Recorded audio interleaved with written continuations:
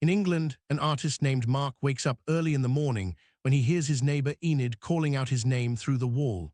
She says that something is going on outside.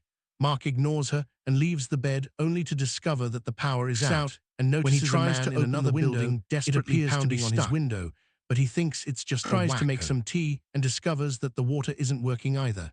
He checks the fridge for an alternate drink, but since the power went out, the milk has gone bad. Mark decides not to have breakfast and searches for clean clothes while hearing Enid ranting through the wall. His alarm didn't ring either because of the lack of power, so Mark realizes he's late. When he's about to leave, he gets a call from his ex-wife, who is tired of him being an irresponsible father. They argue for a while, and Mark promises to be there soon, but when he tries to open the door, he finds it completely stuck. A closer look reveals a strange substance sealing the door. Suddenly, the phone makes a screeching sound and the call ends. Mark tries the landline, but it isn't working either. He then looks out the window and notices that many neighbors can't open theirs, which makes him realize that everyone in town has been sealed inside their apartments. On the streets, men in hazmat suits are patrolling the area. Mark tries to ask Enid about it, but he hears something breaking in her place, and she doesn't speak anymore. Getting worried, Mark grabs some tools and tries to unseal the door. He's suddenly startled by a voice on the intercom, which causes him to badly hurt his hand with a hammer. The voice tells him to stay calm and that the situation is under control. While Mark bandages his injury, he's shocked to see his wall shaking. A hole opens up, and Sergei appears with his brother, Niku. Sergei immediately checks the windows and is disappointed to see they're sealed too.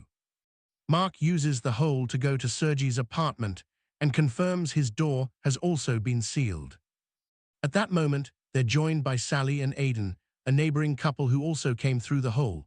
Aidan says that the government must have put up a signal jammer to stop everyone from contradicting the official story. Losing his patience, Aidan goes from apartment to apartment to see if he can find a signal. The voice in the intercom reminds them to remain calm. Mark tries talking to it, but the intercom just repeats the same message. Sally notices that Mark's hand is bleeding, and since she's a nurse, she volunteers to take care of the wound. Afterwards, Sergei starts breaking down the wall to Enid's place. The intercom repeats the same message, and this time it adds that a medical team is coming.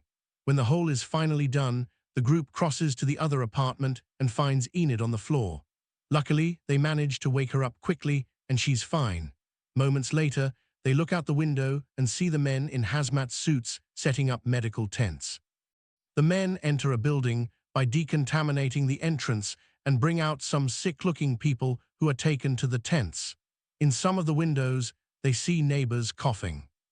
Sergei thinks it's terrorists, and Aidan mocks him, causing him to get aggressive. When the intercom speaks again, it says that there's been a gas leak in the area. Aidan tries to light her cigarette, so Mark immediately takes the lighter away. Aidan thinks the gas leak is a lie and Mark agrees. On the windowsill, a mosquito falls dead. As hours pass, more and more people are brought out of buildings and sent to the tents. One of the evacuated men tries to run away, but he's immediately shot in the head. All the neighbors at the windows look away in horror while the man's family outside freaks out.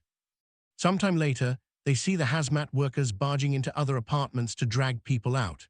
Mark thinks they need to escape before they come for them, too, and most of the group agrees.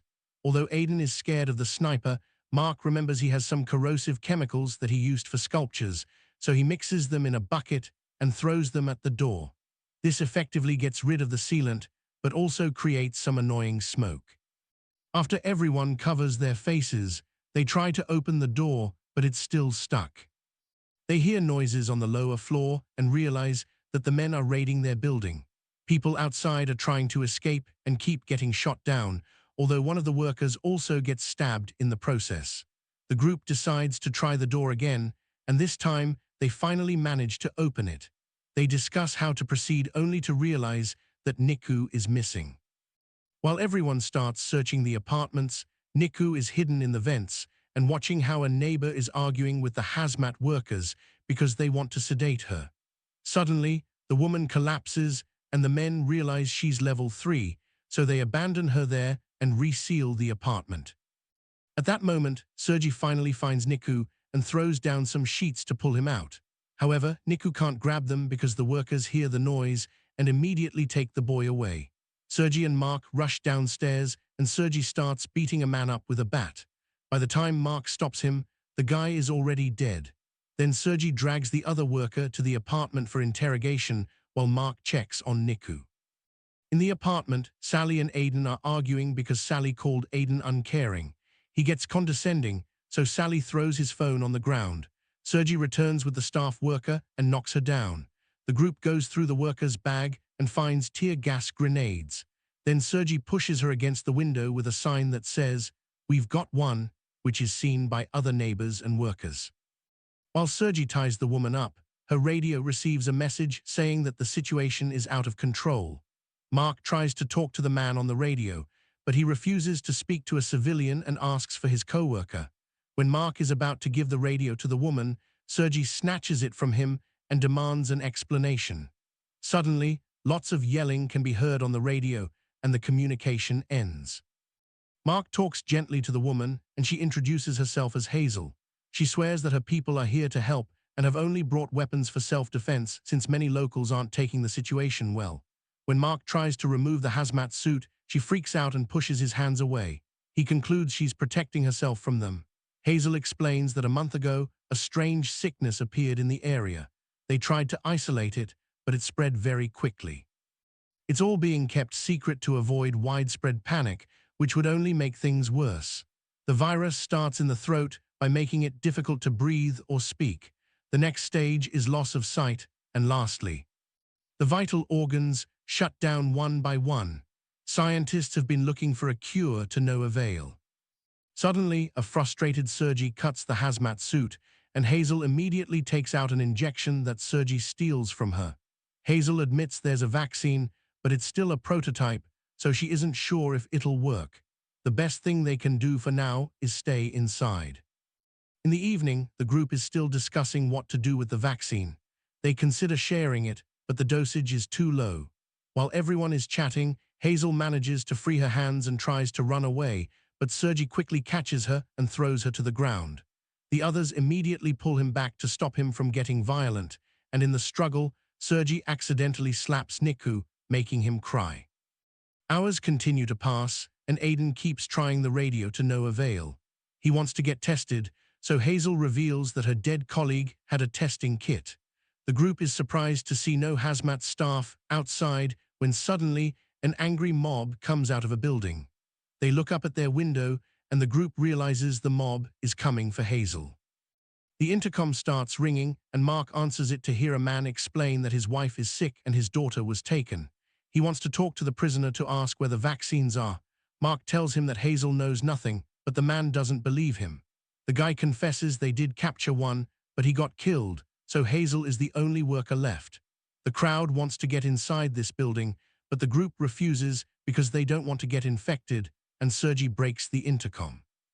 Then loud noises can be heard outside, indicating that the angry mob is breaking in.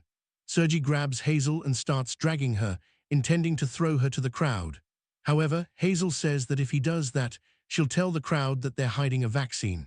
Hearing the mob getting closer, Sergi, Mark, and Sally drag one of Mark's heavy sculptures to the corridor to block the door. Meanwhile, Hazel manipulates Aiden by telling him she knows where to find a checkpoint with more vaccines, convincing him to leave with her.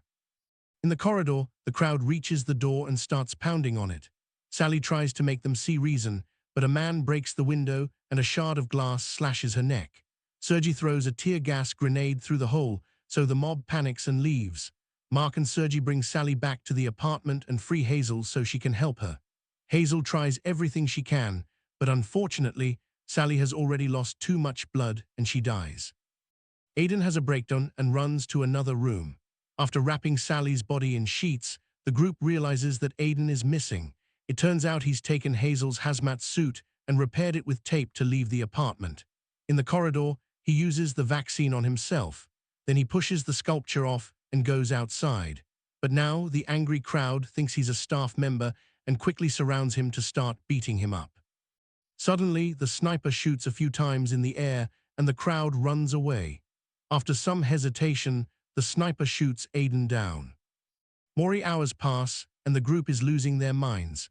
Mark destroys all the pictures of his family, and Sergi won't stop drinking. When they hear some noise outside, Sergi opens the door just enough to peek and notices that the crowd